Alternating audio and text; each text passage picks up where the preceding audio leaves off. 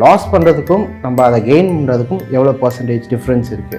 10% loss பண்ணிட்டாங்கன்னா அதை திருப்பி ரெக்கவர் பண்ணுறது ஈஸி. 50% லாஸ் பண்ணாங்கன்னா திருப்பி ரெக்கவர் பண்ணுறது ஈஸின்னு நினைக்கிறாங்க. அப்படி ஈஸி கிடையாது. கேபிட்டல் 50% தான் இருக்குது. அப்போ நீங்கள் திருப்பி 100 ரூபாய்க்கு போகணுன்னா அந்த 50% எவ்வளோ ஆகணும்னா. Hi there guys, welcome back. This is Deepak Kumar, co-founder of Trade Achievers. இன்றைக்கி நம்ம இந்த வீடியோவில் என்ன பார்க்க போகிறோம்னா, நிறைய பேர் என்ன பண்ணுறாங்கன்னா மார்க்கெட்டில் வந்தோடனே நிறைய லாஸ் பண்ணுறாங்க. லாஸ் பண்ணிவிட்டு என்ன நினைக்கிறாங்கன்னா, இப்போ 10% லாஸ் பண்ணிட்டாங்கன்னா அது திருப்பி ரெக்கவர் பண்ணுறது ஈஸி. 50% லாஸ் பண்ணுறாங்கன்னா திருப்பி ரெக்கவர் பண்ணுறது ஈஸின்னு நினைக்கிறாங்க. அப்படி ஈஸி கிடையாது. ஏன்னா நீங்கள் 10% லாஸ் பண்ணிங்கன்னா உங்களுக்கு அந்த 10% தேவைப்படுது, அதோடு அதிகமாக தேவைப்படும். நீங்கள் லாஸ் பண்ணுறதோடு ரெக்கவர் பண்ணுறதுக்கு எப்போதுமே அதிகமாக தேவைப்படும். அதை தான் நம்ம இன்றைக்கி என்ன பார்க்கணும்னா, இந்த வீடியோவில் லாஸ் பண்ணுறதுக்கும் நம்ம அதை கெயின் பண்ணுறதுக்கும் எவ்வளோ பர்சன்டேஜ் டிஃப்ரென்ஸ் இருக்குது, அந்த டிஃப்ரென்ஸ் தான் இந்த வீடியோ ஃபுல்லாக நம்ம பார்க்கலாம். ஆல்ரைட், இப்போ பார்த்தீங்கன்னா தெரியும், பின்னாடி எழுதியிருக்கு என்னென்னா, லெட்ஸே நீங்கள் 5% லாஸ் பண்ணுறீங்கன்னு வச்சுக்கோங்க. லெட்ஸே ஒரு மார்க்கெட்டில் 5% லாஸ் பண்ணுறோன்னா அதை நம்ம திருப்பியும் நம்ம வச்சிருந்த கேபிட்டலுக்கு வர வைக்கிறதுக்கு 70% நீங்கள் ப்ராஃபிட் பண்ணணும்னு பார்த்தீங்கன்னா 5.3% ப்ராஃபிட் பண்ணணும். இல்லை 10% லாஸ் பண்ணுறீங்கன்னா திருப்பியும் அது பிரேக் ஈவன் ஆகிறதுக்கு, திருப்பியும் நீங்கள் லாஸ் பண்ண அமௌண்ட் திருப்பி வரத்துக்கு நீங்கள் எவ்வளோ ப்ராஃபிட் எடுக்கணும்னு பார்த்தீங்கன்னா பர்சன்டேஜ் வந்து 11.1%. அதே மாதிரி 20% லாஸ் பண்ணிங்கன்னா அதை ரெக்கவர் பண்ணுறதுக்கு 25% நீங்கள் ப்ராஃபிட் வேணும். லட்சே நீங்கள் 50% பண்ணுறீங்கன்னா அதை ரெக்கவர் பண்ணுறதுக்கு பிரேக் ஈவன் ஆகிறதுக்கு உங்களுக்கு 100% தேவைப்படும். 75 போனீங்கன்னா 300%, 90 போனீங்கன்னா 900%. நிறைய பேர் யோசிக்கலாம், என்ன சார் இது 10% நான் லாஸ் பண்ணுறேன்னு ரெக்கவர் பண்ணுறதுக்கு 10% தானே வேணும். லட்சே 50% லாஸ் பண்ணுறேன்னா அதுக்கு ரெக்கவர் பண்ணுறது எனக்கு இன்னும் ஒரு 50% தானே வேணும், எதுக்கு 100% அப்படின்னு யோசிப்பீங்க. அதை தான் நம்ம பார்க்க போகிறோம். ஆல்ரைட், இப்போ வந்துட்டு நம்ம லாஸ் எவ்வளோ பண்ணுறோமோ அதை திருப்பி ரெக்கவர் பண்ணுறதுக்கான ஃபார்முலா எவ்வளோ பர்சன்டேஜ் வேணும் அப்படின்னு பார்த்தீங்கன்னா, அதுக்கான எவ்வளோ ரிட்டர்ன்ஸ் ரெக்வயர்டு, நம்ம எவ்வளோ ரிட்டர்ன்ஸ் அந்த பர்சன்டேஜ் எவ்வளோ வேணும் நம்ம திருப்பி ரெக்கவர் பண்ணுறதுக்கு, அதோட ஃபார்முலா பார்த்தீங்கன்னா first total loss divided by balance எவ்வளோ கேபிட்டல் இருக்கோ அதை ரெண்டுமே டிவைட் பண்ணிவிட்டு 100 இன்டூ பண்ணிங்கன்னா நம்மளுக்கு எவ்வளோ பர்சன்டேஜ் தேவை அப்படின்றது தெரியும். For example லட்சே 20% எடுத்துக்கலாமே. நம்ம என்ன பண்ணுறோம், மொத்தம் 100 ரூபாய் வச்சுக்கலாம். சிம்பிளாக எல்லாரும் புரியுறதுக்கு நம்ம 100 rupees கேபிட்டல் வச்சுருக்கோம். அதில் எவ்வளோ லாஸ் பண்ணுறோன்னா நம்ம 20% லாஸ் பண்ணுறோம். 20%னா 20 rupees தான். எவ்வளோ லாஸ் பண்ணுறோம், நம்ம 20 rupees லாஸ் பண்ணுறோம். அதான் உங்களோட total loss divided by balance capital. 100ல் 20 போயிடுச்சுன்னா மீதி எவ்வளோ இருக்கும், உங்களுக்கு 80 இருக்கும். அந்த என்ன பண்ணுறோம், அந்த 80 டிவைட் பண்ணுறோம் இன்டூ 100.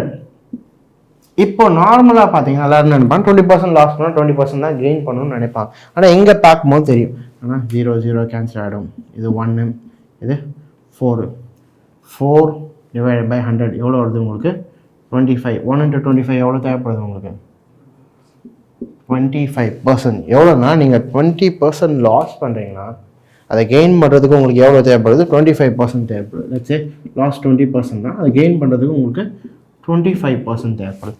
இன்னும் உங்களுக்கு புரியல அப்படின்னா இன்னும் நான் ஈஸியாக போடுறேன். லெட்ஸே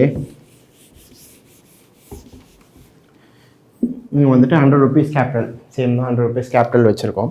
நம்ம என்ன பண்ணுறோம்னா 50% லாஸ் பண்ணுறோம். எவ்வளோ லாஸ் பண்ணுறோம், நம்ம 50% லாஸ் பண்ணிட்டோம்னா நம்மக்கிட்ட இப்போ எவ்வளோ இருக்குன்னா 50 ரூபா தான் இருக்குது. எவ்வளோ இருக்குது உங்களுக்கு, 50% லாஸ் பண்ணுறேன், மீதி எவ்வளோ இருக்குது, 50 ரூபா. 50 பேலன்ஸ் கேப் எவ்வளோ இருக்குது, 50 இன்ட்டு 100 போட்டிங்கன்னு வச்சுக்கோங்க. என்ன ஆகிடும், 15 கேன்சல் ஆகிடும். 1 இன்ட்டு பண்ணிங்கன்னா இப்போ உங்களுக்கு எவ்வளோ தேவைப்படுது, உங்களுக்கு நீங்கள் 50% லாஸ் பண்ணிங்கன்னா அதை ரெக்கவர் பண்ணுறதுக்கு உங்களுக்கு 100% தேவைப்படும். லட்சே நீங்கள் 100லேருந்து 50க்கா வந்துட்டிங்கன்னா உங்கள்கிட்ட எவ்வளோ இருக்குன்னா 50 தான் இருக்குது. எவ்வளோ வச்சுருக்கீங்க இப்போ பார்த்தீங்கன்னா கேபிட்டல் 50% தான் இருக்குது. அப்போ நீங்கள் திருப்பி 100 ரூபாய்க்கு போகணுன்னா அந்த 50% எவ்வளோ ஆகணும்னா 100% ஆகணும். அது 100% ஆகுனா தான் என்ன ஆகும், இன்னொரு 50 வரும். இந்த 50 அந்த 50 ஆட் பண்ணால் தான் உங்களுக்கு எவ்வளோ வரும்னா 100 ரூபா வரும். அதே மாதிரி நம்ம 75% லாஸ் பண்ணோன்னா அதுக்கேற்ற 300% நம்ம ரெக்கவர் பண்ணணும். 90% லாஸ் பண்ணோன்னா 900% நம்ம ரெக்கவர் பண்ணணும். நம்ம எல்லோரும் ஈஸியாக நினச்சிட்ருக்கோம், என்ன பண்ணோம்னா லாஸ் பண்ணுறதெல்லாம் வந்துட்டு ஈஸியாக பண்ணிடலாம் அப்படின்னு நினச்சிட்ருக்கோம். லாஸ்லாம் நீங்கள் ஈஸியாக பண்ணிடலாம், ஆனால் ரெக்கவர் பண்ணுறதுன்னு ரொம்ப கஷ்டம். லாஸ் எப்போதுமே ஈஸியாக பண்ணலாம், ஏன்னா எதுவுமே தெரியாமல் ஓகே நம்மளுக்கு உள்ளுணர்வு ஒன்று சொல்லும், என்ன பண்ணு பை பண்ணு, பரவாயில்ல, நல்லா லாட் அடி, 5 லாட் அடி, 10 லாட் அடி, 50% தானே, 20% தானே அப்படின்னு ஈஸியாக நினைப்போம். ஆனால் அதை கேல்குலேட் பண்ணி பார்க்கும் போது தான் தெரியுது அந்த 50% தான் லாஸு. ஆனால் அதை ரெக்கவர் பண்ணுறதுக்கு உங்களுக்கு 100% தேவைப்படுது. நம்ம ஆளுங்க என்ன பண்ணுவாங்க, அந்த 100% ரெக்கவர் பண்ணுறதுக்கு இன்னும் லாட் அடிப்பாங்க. அப்போ என்ன ஆகும், மொத்தமாக மீதி இருக்க அந்த 50 ரூபாவும் காலியாகும். இதில் தான் நிறைய பேர் பண்ணுற மிஸ்டேக். என்னென்னா நார்மலாக ரிஸ்க்கு நல்லா எடுக்கலாம், ரிஸ்க்கு எடுங்க, மார்க்கெட்டில் எடுக்கலாம், ஒன்றும் ப்ராப்ளம் கிடையாது. ஆனால் உங்களுக்கு தெரியணும், இங்கேருந்து மேலே மார்க்கெட் போகுதுன்னு தெரிஞ்சால் என்ன பண்ணுங்கள், தைரியமாக ரிஸ்க் எடுங்க, ஒன்றும் பிரச்சனை கிடையாது.